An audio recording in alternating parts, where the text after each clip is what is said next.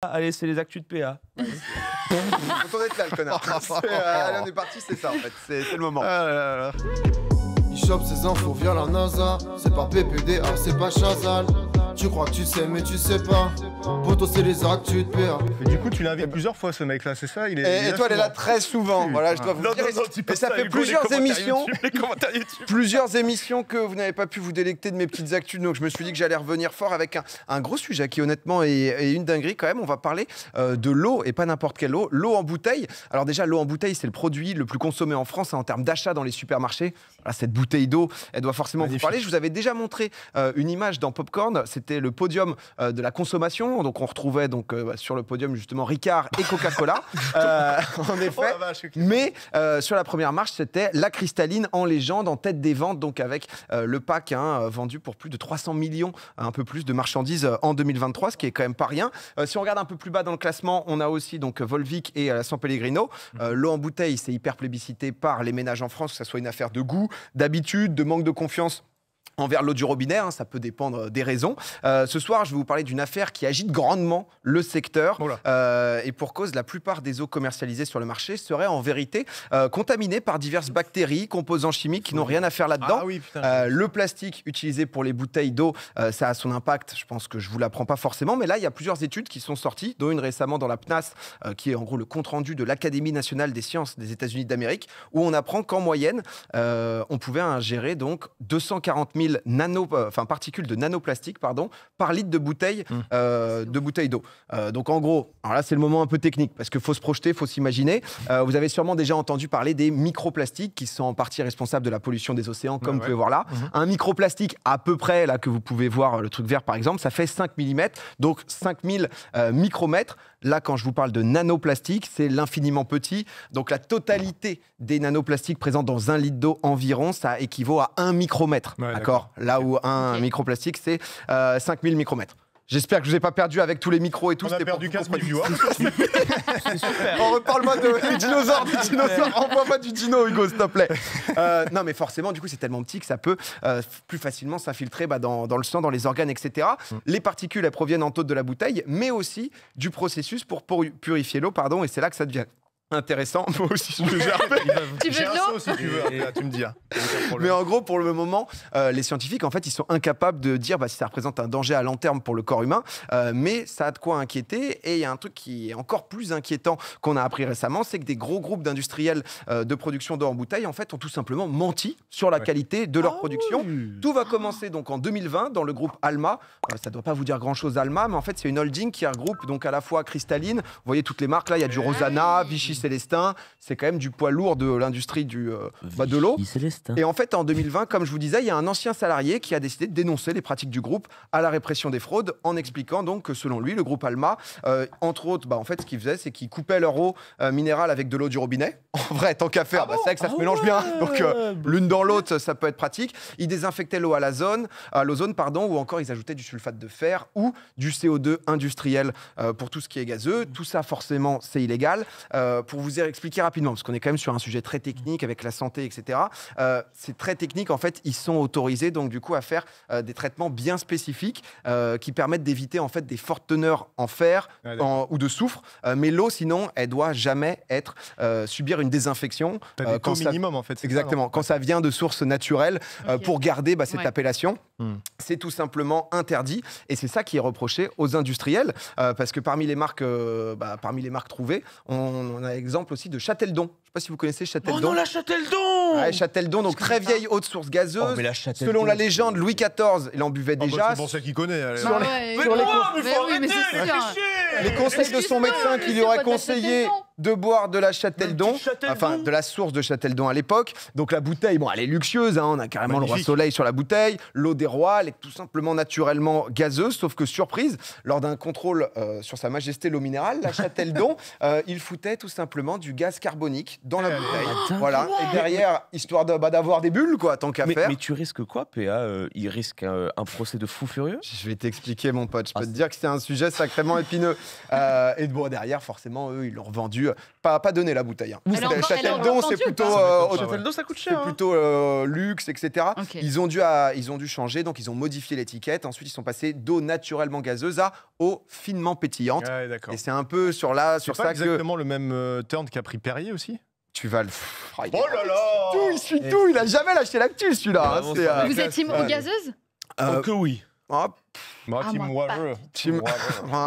Plain water. Non, on se fait chier avec l'eau. Alors que moi, l'eau gazeuse. Non, l'eau gazeuse, c'est de l'eau salée. Mais non, c'est un filtre Instagram. Ça rend les choses plus beaux. Je te jure, mais l'eau gazeuse, c'est incroyable. Moi, je peux pas boire de gaz. En vrai, j'étais au plat. À un moment, j'ai voulu un peu de piment dans ma vie. Je me suis dit l'eau pétillante, mais j'ai un peu surcoté. Je pensais qu'on n'avait pas parlé politique ce soir. Moi, c'était vraiment... Attendez, Jean-Hugo m'a précisément demandé de pas s'engager sur des sujets sensibles. Mais vous n'êtes pas dans la San Pellegrino? Non, mais je suis tout seul. Mon frérot, je vais t'en parler parce que là, je vous parle de la répression des fraudes, je vous parle du groupe Alma, mais ça ne s'arrête absolument pas là parce qu'il y a d'autres groupes connaissez, notamment un groupe assez connu quand même, c'est le groupe Nestlé. Le groupe Nestlé et leur division eau, donc Nestlé Waters. Nestlé Waters dedans, qu'est-ce qu'il y a? San Pellegrino, Vittel, Contrex, Épar, Perrier aussi. Et en 2021, en fait, en captant un peu que ça sentait pas spécialement bon pour l'industrie, ils ont vu ce qui se passait avec Alma. Eux, en fait, ils sont allés voir le gouvernement français, voilà, en leur disant, bon les gars, nous aussi, on a merdé, on a eu recours à plusieurs traitements pour être sûr que nos eaux supposées être pures et minérales, elles le soient vraiment. Sauf qu'à ce moment-là, il y a eu un truc quand même assez scandaleux qui s'est passé, c'est qu'au lieu d'être condamné, il y a eu un accord secret qui s'est passé entre les industriels et le gouvernement pour assouplir les conditions de traitement de l'eau. Non mais c'est le Watergate. Là ou pas elle est sublime. Non mais ça c'est une info qu'on a eu seulement en janvier 2024 parce que il y a eu toute une enquête de la part du service enquête de France Info qui a révélé tout ça et toute la dinguerie. On se parle quand même de consommation d'eau, donc qui ont montré que ça s'était passé, ce qui s'était passé dans cette réunion. Et donc, ce qui est reproché à Nestlé, c'est d'avoir recours à des méthodes de traitement illégales pour une eau qui est donc censée être minérale naturelle. Et c'est vrai que l'une des raisons, et je suis d'ailleurs curieux dans le chat, on avait fait un peu ce petit sondage, mais est-ce que vous buvez, est-ce que vous avez déjà bu, est-ce que vous buvez que de l'eau du robinet ou les deux? On va se faire un petit sondage, on va voir ça dans le chat d'ici quelques secondes. Mais c'est vrai que très souvent, en fait, on se dit, ok, moi je vais pas boire de l'eau du robinet, ça peut être dans la conscience, je préfère être safe avec de l'eau minérale naturelle, etc. Et c'est ce qui fait justement que c'est quand même plus vendu. Sauf que tu nous en parlais tout à l'heure, il y a eu un fameux cas, le cas de la marque Perrier, où en juin dernier, on a été quand même assez loin du cas de la pureté absolue, puisqu'on a appris que plus de 2 millions de bouteilles d'eau pétillante de la marque avaient été détruites pour suspicion de matière fécale. Fini au cacolac. Voilà. Ni plus ni moins. Avec un peu de caco. Mais j'imagine, vous avez entendu parler pendant les JO de la Seine qui était contaminée par la fameuse présence, donc la bactérie E. coli. Escherichia coli. C'est à peu près la même, sauf que là, tu bois pas la tasse, mais la bouteille entière, donc elle fait toujours plaisir. Le problème de Perrier dans ce cas-là qui est précis, et c'est pour ça que le sujet est hyper complexe, c'est que c'est pas qu'une magouille, c'est que les puits en fait exploités, ils sont contaminés et par les pesticides, par les bactéries aussi. L'eau minérale, elle est plus potable et donc ils ont besoin de la traiter et pour garder leur appellation, ils peuvent techniquement pas la traiter, ce qui crée toute une session un peu de magouille. C'est une folie, il y a énormément. C'est un domino qui est. Là, ce qu'ils ont fait Perrier du coup, c'est que dans les rayons de supermarché, peut-être que vous avez vu ça, ils ont sorti des bouteilles aromatisées qui désormais s'appellent Maison Perrier. Qui ressemble un peu à une nouvelle gamme, etc. Je bois ça en ce moment. De quoi? Je bois ça en ce moment, je me la bute. Eux, du coup, ils ont réussi. Je bois du caca. Alors, c'est un peu ça ça. raccourci. Je bois du cax. Non, mais en tout cas, je pense qu'ils ont créé la marque Maison Perrier aussi pour permettre d'exploiter les puits. Et pouvoir traiter l'eau. En fait, c'est ça le truc. Ça reste Perrier. Non, mais ça reste Perrier, bien sûr. Il reste combien de kilos de merde là dans la cuve qu'on échappe ça vite là parce que Paul me disait qu'il a repris quelques packs. Non, mais en fait, cette eau-là, elle est juste du coup traitée pour compenser cette bactérie qui a été trouvée, sauf qu'ils ont pas le droit de garder cette eau de source naturelle si jamais ils ne la traitent pas. Et donc du coup, non mais c'est vrai qu'on est sur un sujet quand même assez épineux, c'est une saga qui va durer encore assez longtemps. À l'heure actuelle, il y a le Sénat qui s'est chargé de cette affaire, il y a une commission d'enquête qui vient d'être lancée donc, pour à la fois interroger les industriels et les politiques aussi impliqués dans cette affaire. À l'heure actuelle, c'est quand même très opaque qu'on voit. France Info avait fait un gros taf pour pouvoir déterrer ça.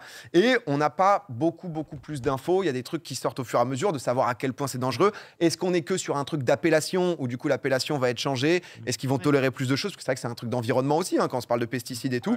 C'est la réalité qu'il y a des puits qui sont contaminés. Et j'en profite aussi quand même pour parler de l'eau du robinet. Pour vous rappeler qu'en France, on fait partie des pays où c'est le plus contrôlé quand même en termes de qualité et que la majorité du territoire, c'est safe à consommer l'eau du robinet. Je suis désolé de te couper. c'est ce que j'allais te demander sur le fait qu'en fonction vraiment de là où on habite, ça change. C'est plus ou moins conseillé, non? Bah en fait, il y a un site que tu peux retrouver, on va vous mettre le lien dans le chat, on va vous montrer. C'est le site du gouvernement. En fait, tu peux cliquer directement sur ta région et tu peux consulter. En fait, tu as des analyses qui sont faites très régulièrement et tu peux aller voir les résultats d'analyse. Je sais pas si on peut faire le test. Tellement pas surpris du fait que Montpellier ce soit en orange. Non, ça c'est juste les couleurs. C'est pas une question de. Les couleurs, c'est juste par rapport aux régions. En fait, ensuite tu cliques. Ensuite tu cliques. Si tu veux, ils te font un petit résumé comme ça. Donc ça, c'est hyper technique, mais ils te font un truc pour te dire à des moments vraiment, ils te disent juste attention à vérifier. Colis. À vérifier l'eau du robinet. Je vous mets dans le chat si jamais vous voulez tester. Ça permet, je voyais, c'est à peu près tous les mois qu'ils font des tests. Tu as les résultats des analyses et tu vois aussi quel secteur, par où tu es approvisionné. Par exemple, typiquement dans Paris, les arrondissements sont gérés pas forcément de manière géographique. Et donc, du coup, vous pouvez checker ça, c'est déjà intéressant. Et il y a aussi un moment où il faut faire attention. C'est quand il y a des accidents industriels, forcément, où l'eau du robinet peut être un peu dangereuse. Et aussi d'intempéries extrêmes, comme il y a en ce moment dans nombreuses régions en France. D'ailleurs, force à tous les habitants qui habitent là-bas. Et du coup, par exemple, les habitants de la vallée du Nier qui invités à faire bouillir l'eau du robinet parce que ça peut plus spécialement être safe. Mais voilà, en tout cas, c'est un sujet épineux et sujet quand même très sensible. Je crois qu'on a tué le site. Vous avez tous voulu tester. C'est extrêmement bien traité. Moi, ça fait maintenant depuis 92 que je fais Popcorn et c'est l'une de tes meilleures actus. En fait, c'est technique parce que c'est hyper scientifique, hyper. Le sujet a l'air costaud. C'est lobby, mais c'est juste ce qui se passe. Non, mais c'est super ce que tu fais. Mais vous buvez l'eau du robinet, vous, du coup? Vraiment pas. Non. Oui, vous êtes team. Ça m'a fait peur. Vous êtes team caca en fait. Team Monroucou et je l'ai pas vu là. Oh, Monroucou, elle a un goût dégueulasse. Pardon. Mais Monroucou, c'est pas pour les bébés. C'est infâme. Mais justement, c'est aucun risque. Non, mais je prends ça pour mes animaux et moi. Tu vois. Alors tu donnes de l'eau en bouteille. Ah ouais, c'est sain la Monroucou. En même temps, il est diabétique ton chat, donc. Ouais, voilà, il lui reste plus que 2 ans à vivre, autant qu'il kiffe un peu. Toi aussi, tu bois du Monroucou du coup. Ouais, il me reste plus que 2 ans à vivre, donc. Ok.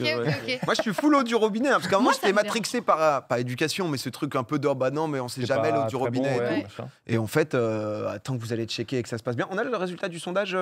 Est-ce que la méta Brita est vraiment conseillée aussi? C'est quoi Brita? Ça, c'est les filtres à eau. Oui, les cafetières. Ah oui, ok, je parlais d'autre chose. Ça peut. Alors, le sondage est en train d'arriver. Les gens disent Brita Insane, etc. C'est un sujet justement qui. En fait, c'est parfois pour le calcaire. T'as aussi pour ce genre de sujet où c'est un peu autre que le côté bactéries dans l'eau. 80% des gens qui boivent de l'eau du robinet quotidiennement. Moi aussi. Tu sais, des fois dans les frigos qui distribuent de l'eau, tu as des filtres intégrés directement. Ah oui, dedans. Frigo qui distribue. Tu vis, toi. Mais non, mais tu sais, t'as des filtres. Elle a un frigo d'américain là avec 4 portes. Philippines, les gars. C'est vrai. Mais du coup, il y a un filtre directement. Donc du coup, je bois via mon frigo. Les majordomes amènent l'eau. Mais il y a aussi des gourdes où il y a un style de gros charbon à l'intérieur. Tu mets l'eau du robinet. Apparemment, ce charbon filtre l'eau. C'est censé enlever les merdes. Je sais pas trop comment ça s'appelle, mais apparemment, le gros charbon de la bouteille. Ça filtre l'eau. Vous connaissez pas? Si, moi, je sais pas, je connais que celui de Minecraft. Genre quand tu fais des trucs. Tu sais, j'ai joué à Minecraft. Ça disait dans le chat, il y a eu un scandale sur l'eau du robinet. Il y a un cache investigation aussi dessus. Non, mais en fait, c'est un mélange de sujets hyper épineux, sujets où c'est une réalité qu'en France, on est quand même très contrôlé, etc. Je pense que ça dépend beaucoup des régions. Je regardais par exemple dans les, en Guadeloupe, Martinique, etc. Tu as des zones où juste, tu vois, ils te disent non, il faut mieux pas boire l'eau. Directement sur le site du gouvernement, tu vois. Et il y a plein de pays comme ça, mais en tout cas, je pense à nouveau qu'il va se passer beaucoup de choses. Mais déjà, je voulais vous prévenir un peu de ce qui se passait. C'était hyper qui avait été fait par France Info. C'était hyper intéressant parce que ça montre aussi ce côté où quand il y a une langue qui se délie sur le sujet, il y a tout qui tombe et du coup là c'est ce qui s'était passé. C'est ouf quand même que ça se soit fait à base de. Mais c'est tellement tard. On peut dealer un truc les gars quand même. Ouais, en fait je pense que c'est telle dinguerie de lobby, de machin, etc. Même par rapport à l'eau du robinet où il doit y avoir des dingueries aussi de quelle entreprise gère ça, qui a l'appel d'offres et tout, que c'est tellement tentaculaire. Après les lobbies. Nous ne sommes que des petits humains. Voilà. On voit la tête petite. Dans ces lobbies comme ça, t'as les mêmes choses aussi avec le lobby pharmaceutique. Petite chronique, on est parti là. Alors Sanofi vendu aux Américains ou pas là? On y va les gars, c'est maintenant. Non mais au final tu veux faire attention en buvant de l'eau en bouteille et au final tu bois du caca donc autant boire l'eau du robinet. Tu vois si on devait garder une phrase pour échapper à tout le sujet. Là, il n'y a pas mieux.